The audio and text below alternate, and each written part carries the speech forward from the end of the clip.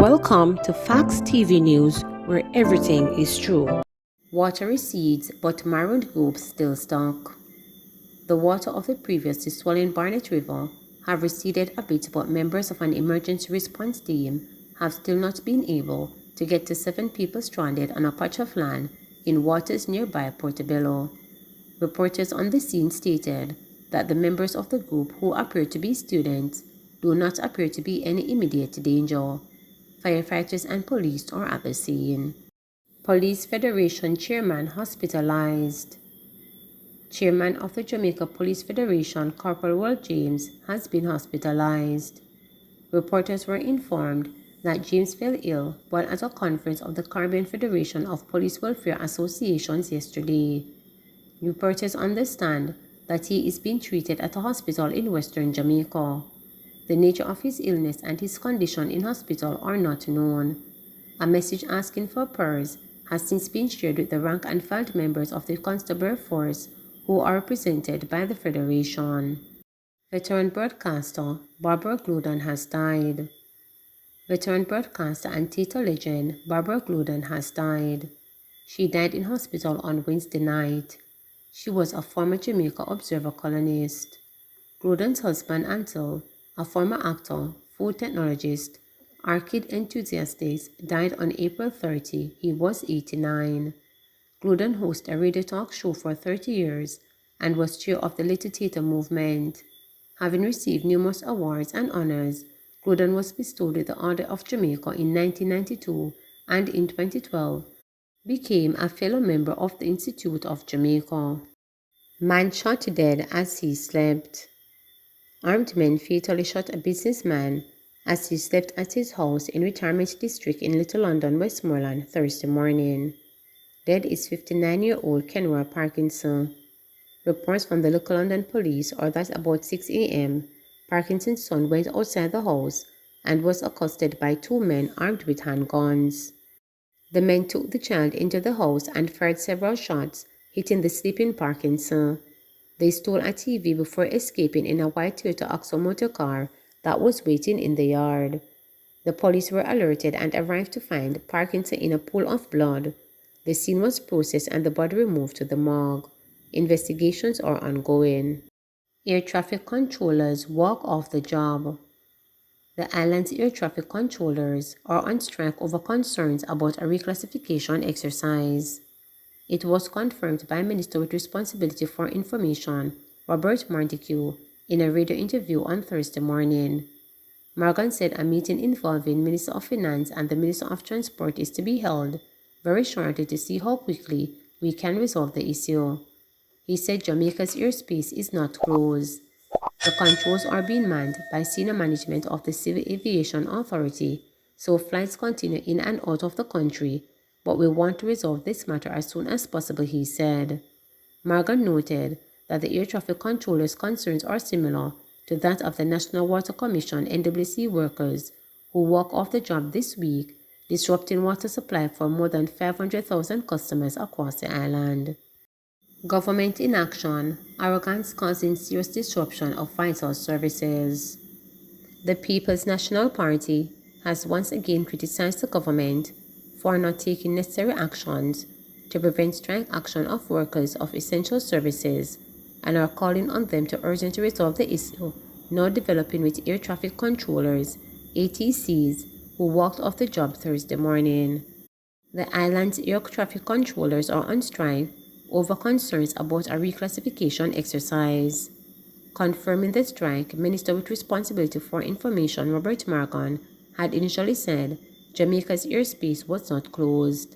However, at least an airport, Sangster International Airport, later confirmed that flights were cancelled for the rest of the day.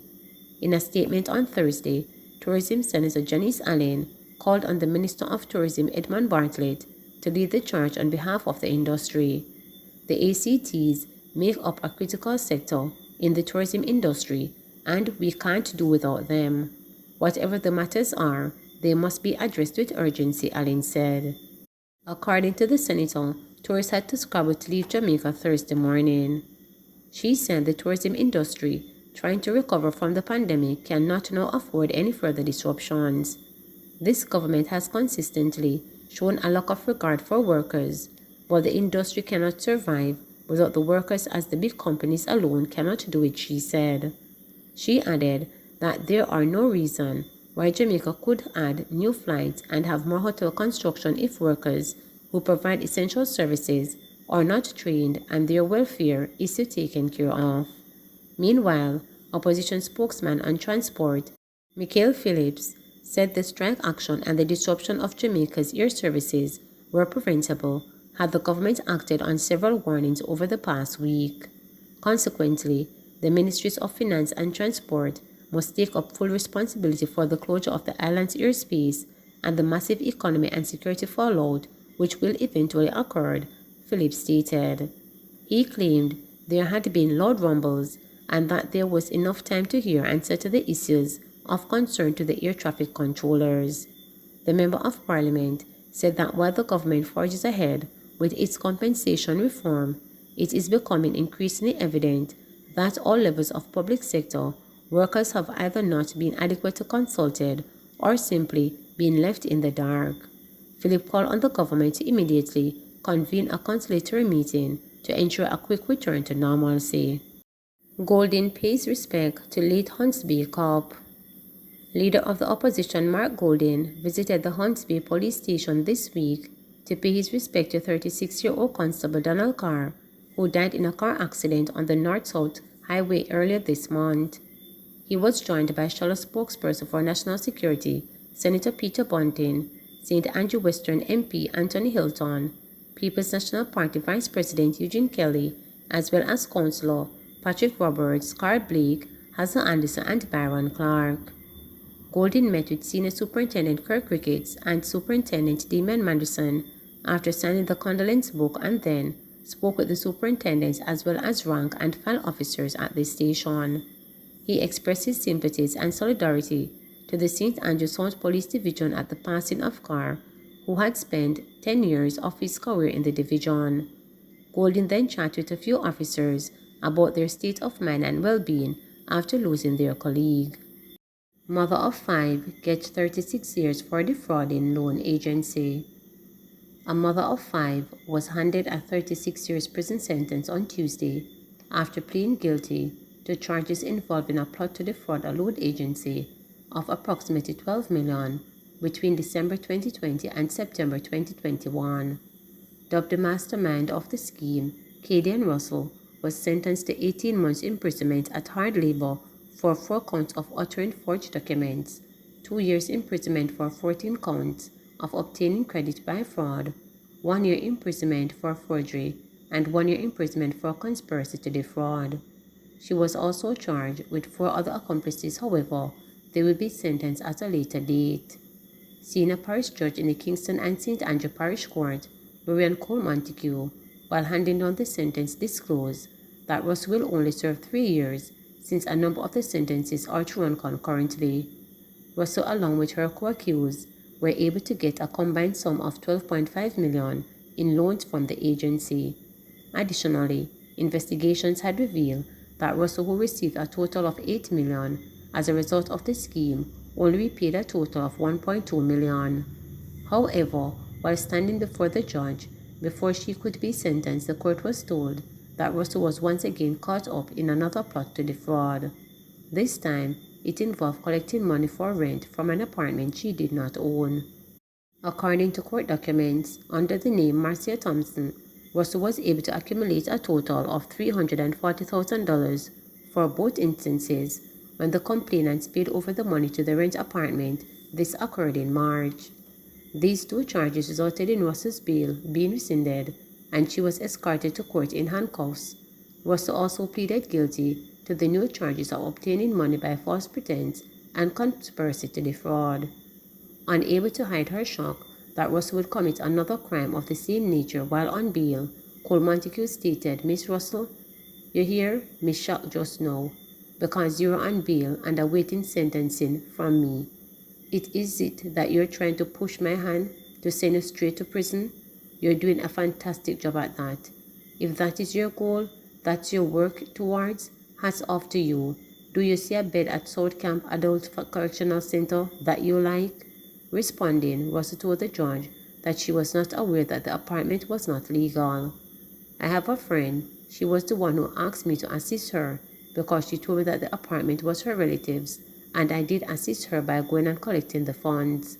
Afterwards, I discovered that the apartment was not really hers, Russell added, stating that she also assisted the police in arresting her friend but was later released. Russell continued to explain, she was arrested. I don't know what happened between she and the police because they found the evidence there at her house. I was surprised she was released. I acknowledge what I have done, but at the end of the day, I will not take the fault for all of it because all the fault was not on me alone. But the prosecution told a different story. It was revealed that Russell was the one to arrange meetings with the complainants for viewing the apartment, and she was the only one who collected the money. The other woman was only asked by Russell to assist with advertising the apartment, police investigation confirmed. You are on bail for serious matters, and one would expect, if you're on bail, knowing that a possible sentence is hanging over your head, you would be very careful with how you order spaces. Sounds reasonable, Cole Montague stated. I tell people I am one judge. I don't sugarcoat things for anybody because I don't work at a bakery. It's very difficult, even after weighing what you are saying, to be sympathetic to you. No wonder the lawyer not in the new case, the judge went on to say, confirming that Russell's attorney at law, Hopeson Marshall, was not representing her on the new matters. Before sentencing, Marshall was hard-pressed, asked for leniency for his client. Acknowledging her actions, he pleaded for leniency on the sake of her children, ages ranging from 1 to 12 years old. Russell, who also had a previous larceny conviction, is to return to court on July 11 for sentencing for the other matters. Please remember to subscribe, like, share, and click the notification bell for daily updates.